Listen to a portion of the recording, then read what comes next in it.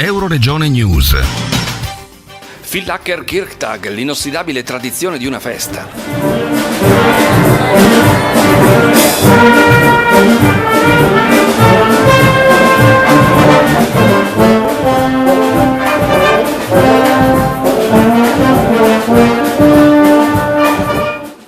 Cala il sipario sulla 72esima edizione della Villacher Kirchtag con il sorriso sulla bocca di organizzatori, istituzioni locali e decine di migliaia di ospiti. Nonostante il maltempo dei primi giorni, l'ultimo sabato, quello delle sfilate, ha ancora una volta testimoniato l'apoteosi di quella che è la festa principale della città, ci tengono a sottolineare gli abitanti, e non solamente della birra che vi si produce, anche se è inevitabile per l'omonimia definirla festa della birra. Una festa nel rispetto delle tradizioni locali, degli usi e dei costumi carinziani, ma anche ospitale da sempre nei confronti delle tradizioni dei vicini di casa provenienti dalla Slovenia e dal Friuli Venezia Giulia, che sono clienti numerosi ed apprezzati, anche se in un giornalino locale qualcuno avrebbe scritto di tenere a casa le ragazze per difenderle dagli italiani. Di questa battuta forse potremmo sentirci onorati più che offesi. Evidentemente l'italiano fa ancora paura come Tomber de Femme, ma a parte qualche voce fuori dal coro, la grande sfilata ha restituito come sempre un'immagine suggestiva, colorata, transfrontaliera di amicizia.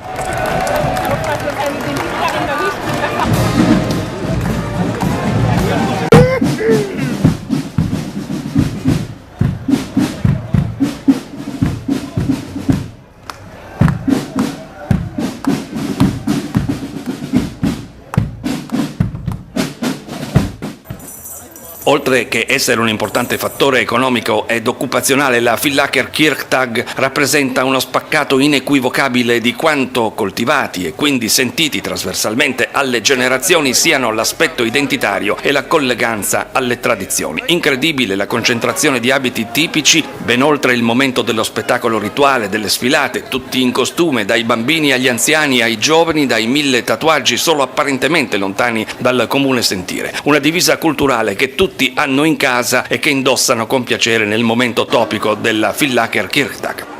Quintali di Würstel, di Wiener Schnitzel, centinaia di ettolitri di birra bruciati nelle vie e nelle piazze della città, ma grande apprezzamento anche per i prodotti del Friuli Venezia Giulia nel Friaul Stand, proprio accanto al corner della Turismo FVG. Avvicinati da noi, i due giovani mandati in missione dall'agenzia regionale hanno detto che la distribuzione di dépliant tematici e la raccolta di email hanno avuto successo.